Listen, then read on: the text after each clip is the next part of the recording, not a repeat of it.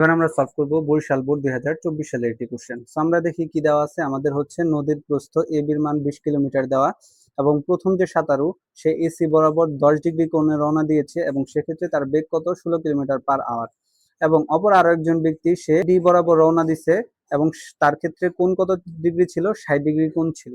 ওকে, প্রথম question, B বিন্দুতে পৌঁছানোর উদ্দেশ্যে, এই বি বিন্দুতে পৌঁছানোর উদ্দেশ্যে সে কোণ বরাবর রওনা দিছে, এসি বরাবর রওনা দিয়ে যদি ডি বিন্দুতে পৌঁছায় তাহলে বিডির দূরত্ব বের করতে বলছে।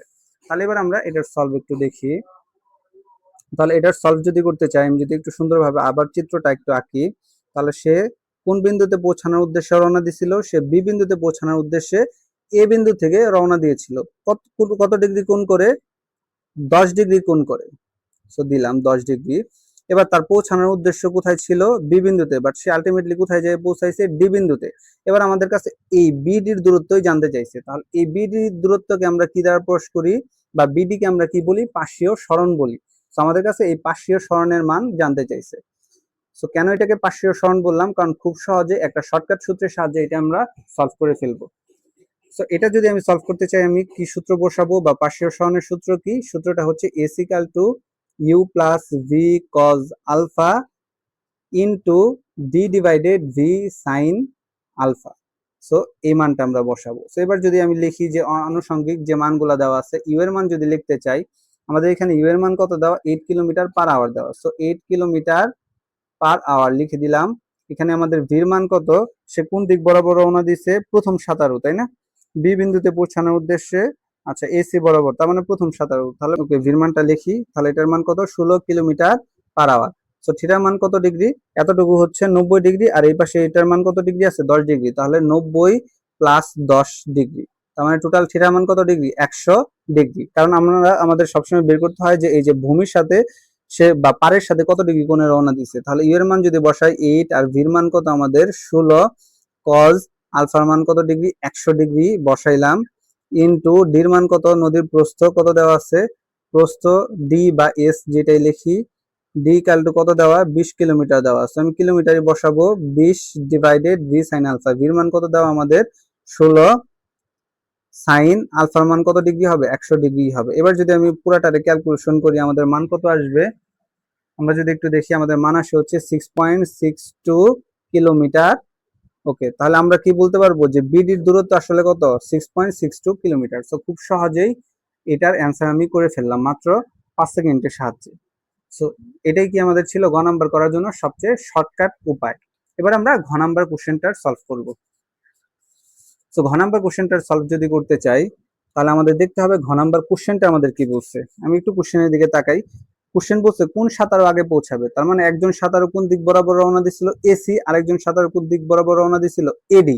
তাহলে কোন সাঁতারু আগে পৌঁছাবে সেটা আমাদেরকে বের করতে বলছে। তাহলে এবার আমরা দেখব কোন সাঁতারু আগে পৌঁছাবে। তাহলে প্রথম ক্ষেত্রে, তাহলে প্রথম সাঁতারু কত ডিগ্রি কোণে রওনা দিছিল? এবির সাথে 10 ডিগ্রি কোণে 16 কিলোমিটার পার আওয়ার বেগে সে রওনা দিয়েছিল। তো এত ভাবে যদি রওনা দেয় তাহলে তার ক্ষেত্রে কোণ কত ডিগ্রি? কোণ হচ্ছে থিটা ইকাল টু 10 ডিগ্রি। আর প্রথম সাঁতারুর হচ্ছে স্রোতের বেগ কত দেওয়া? 8 কিলোমিটার পার আওয়ার দেওয়া। আর তার বেগ কত দেওয়া? তার বেগ হচ্ছে 16 কিলোমিটার পার আওয়ার। তাহলে 16 কিলোমিটার পার আওয়ার লিখে দিলাম। তাহলে এখানে আমরা কি বের করব? টি1 বের করব। টি1 ইকাল টু হোয়াট? তাহলে আমরা কি জানি, আমাদের সময় বের করার সূত্র কি? টি1 ইকাল টু হবে D divided V sine alpha. তাহলে এই সূত্রটা আমরা কোথায় থেকে পাইলাম? এটা এই থেকে, এইখান থেকে পাইলাম। এস ইকাল টু ভিটি, তার মানে টি যদি বের করতে চাই তাহলে সূত্র কি আছে? T equal to s divided v. But সে কোন দিক বরাবর রওনা দিছিল? উলম্ব বরাবর। আমরা জানি উলম্ব বরাবর যদি কেউ রওনা দেয় তাহলে সেক্ষেত্রে তার বেগের সাথে কি সাইন আলফা গুণ করে দিতে হয়। এই জন্য আমি এই যে সাইন আলফাটা গুণ করে দিছি।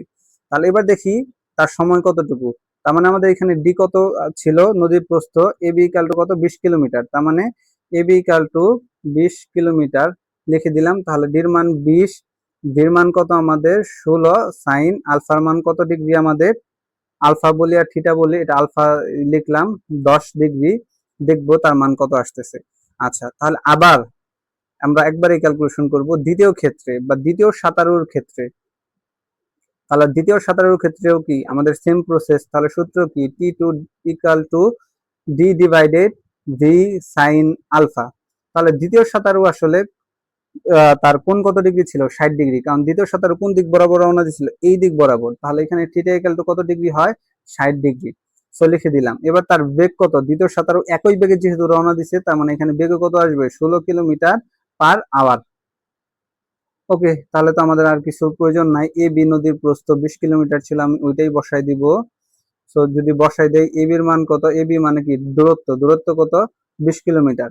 তার মানে ভির মান বসাবো 16 সাইন, এখানে কি আবার থিটা লিখছি, আলফা লিখি, একই জিনিস। তাহলে এটার মান কত? 60 ডিগ্রি। তাহলে এবার দেখি আমাদের T1 আর T2 কোনটার মান আসলে কত আসে। তাহলে আমরা যদি মান বসাইতে চাই, তাহলে প্রথমটার মান আসে হচ্ছে 1.27 আওয়ার, সেটার মান 1.27 আওয়ার। আর পরে T2 মান কত আসে আমাদের? সেটা হচ্ছে 1.44 আওয়ার। ঠিক আছে, তাহলে কে আসলে আগে পৌঁছাবে? প্রথম জনের লাগে 1.1 ঘন্টা 27 মিনিট, পরে জনের লাগে 1 ঘন্টা 44 মিনিট। তাহলে কে আগে অপর পারে পৌঁছাবে? তাহলে আমরা কি বলতে পারি? যার সময় কম লাগছে সে আগে অপর পারে পৌঁছাবে। তাহলে সময় কার বেশি লাগছে? T2 বেশি লাগছে কার চাইতে? T1 এর চাইতে। তার মানে T1 আগে পৌঁছাবে। T1 এর পরিচয় কি? প্রথম সাঁতারু। তার মানে প্রথম সাঁতারু আগে অপর পারে পৌঁছাবে।